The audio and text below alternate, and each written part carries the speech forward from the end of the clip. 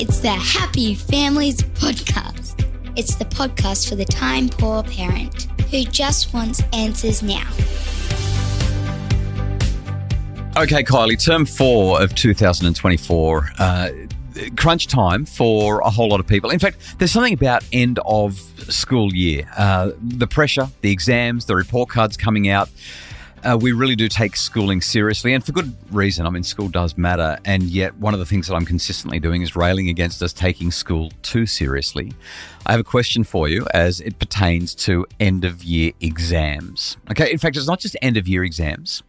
There is one variable that researchers have found is positively associated with doing very well on exams. It's also associated with doing well from a physical health point of view.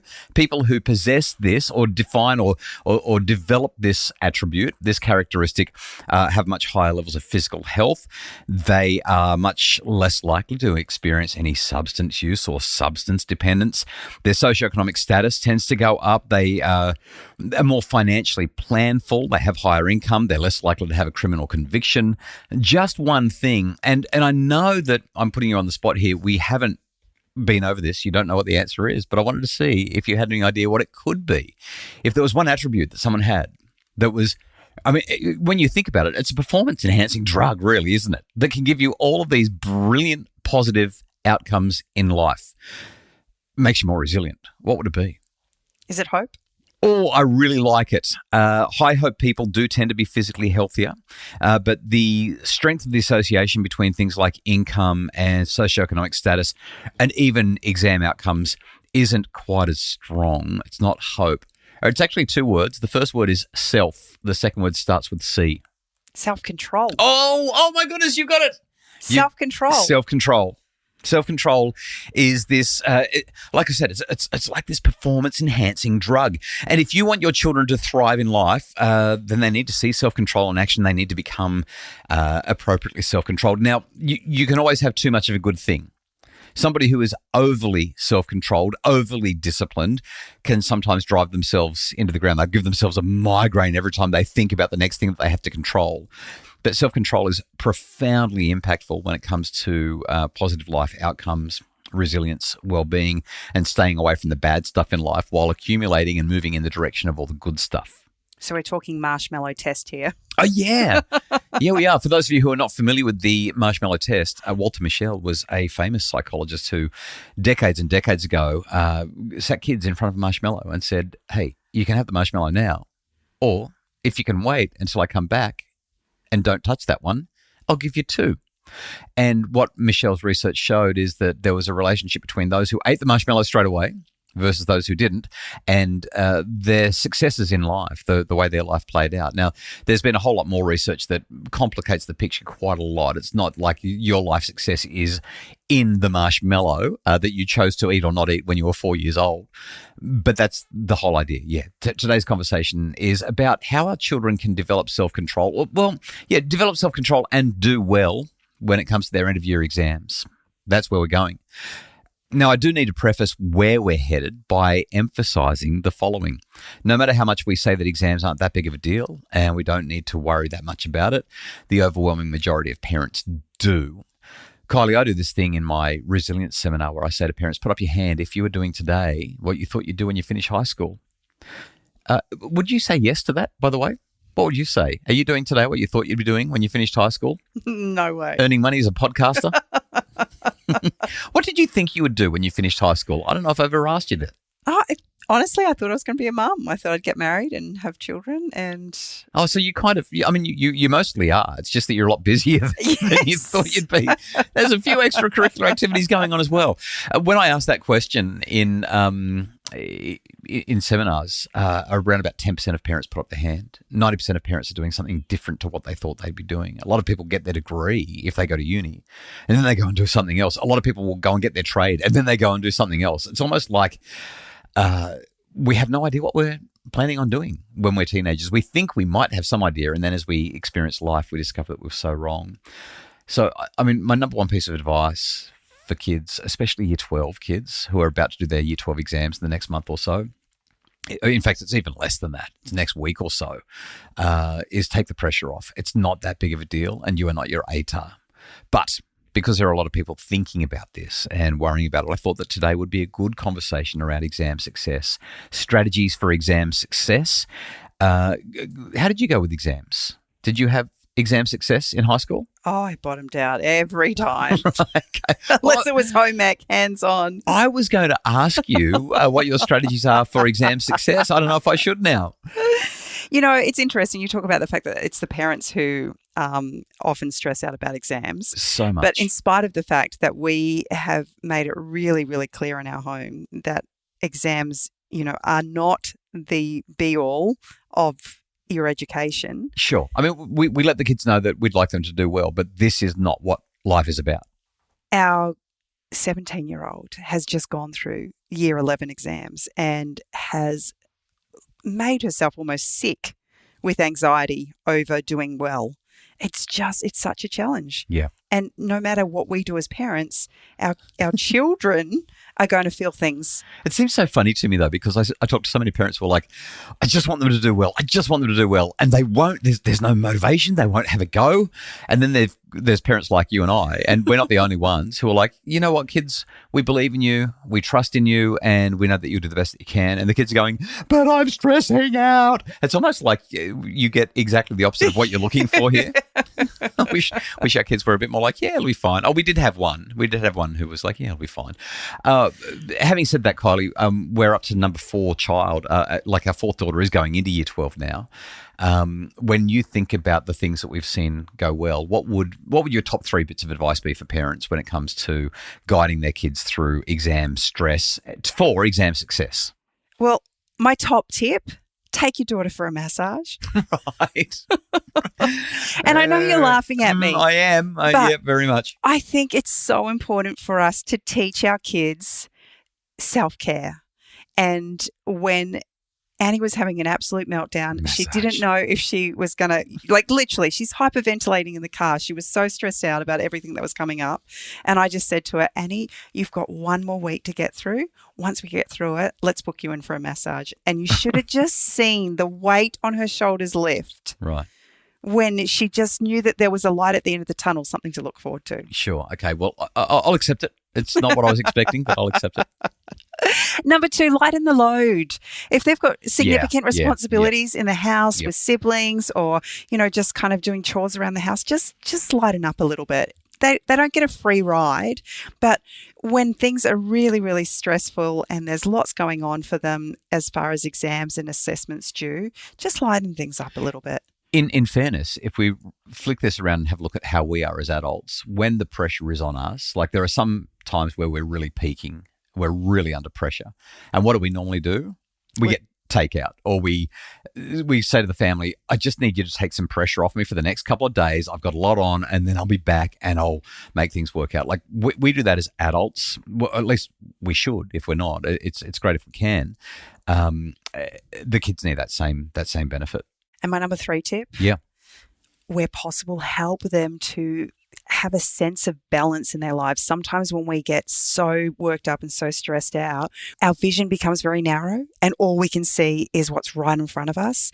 And I think it's really important for us to help our kids to recognize that while, yes, you've got this exam coming up in 2 days' time, you can't spend the next 48 hours doing maths. It's not good for anyone. You can't cram and expect that you're going to remember it all. You actually need to take a breath. You need to go out. You need to walk. You need to feel the sun on your skin. You need to hear the birds sing. You need to feel the wind, the whole lot. Like, you just help them to find balance. Spend time with some friends. Even if it's just an hour to go out and have an ice cream, just try and find a little bit of time to kind of just break the monotony of study up. Yeah, I was going to talk about balance as well. I think what you've said there is really wise. In just a sec, I'm going to share. I've got 5 ideas. Well, I actually had one more. Oh, okay. I know I only said 3. Yeah, I did. But I think one of the things that made really big difference to Annie as she was stressing out about things was finding a tutor. Oh, yeah. If you've got a child and a particular subject, there's a stress point there, finding someone, whether it's a paid tutor or a family friend or a peer who can just help them work through it a little bit. Maybe it's even a teacher. Makes such a difference to just lightening the load for them and helping them to feel competent in that particular area.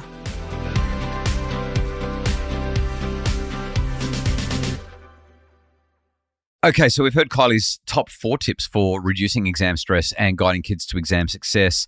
I've got 5, and I'm going to go through them in record time. I'll do it really fast. You told me 4. I know, but I thought of another one.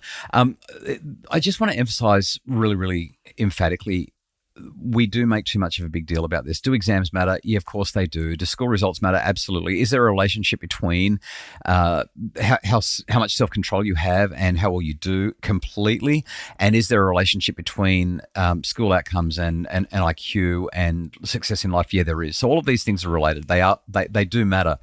But what matters most of all is what we're doing in our home and how we're encouraging our children to find ways to learn and grow and develop. And I mean, if you listen to this podcast, chances are the kid's probably going to be okay, right? Our children have an innate desire to grow and learn. And if we just trust in that, it can make such a difference. There's this great study by Landry and colleagues who look at this thing called organismic trust. And they just find that parents who trust in their children's innate growth tendencies tend to have kids who really do grow and thrive and do really well. Yesterday, Chanel sent me a video of Indiana Sky, our 1-year-old granddaughter. She's learning to walk at the moment. Yeah. And as she kind of stood up, she'd take a few steps, Yes. she'd stumble, she'd fall over, gorgeous. she'd stick her bum up in the air and she'd get back up again. She did this for about 5 minutes. She thought it was hilarious. Laughing and had every time she fell over. So much fun. Yep. And yet somewhere along the line, as we enter into adolescence and then into early adulthood, we forget the joy in learning and growing and trying.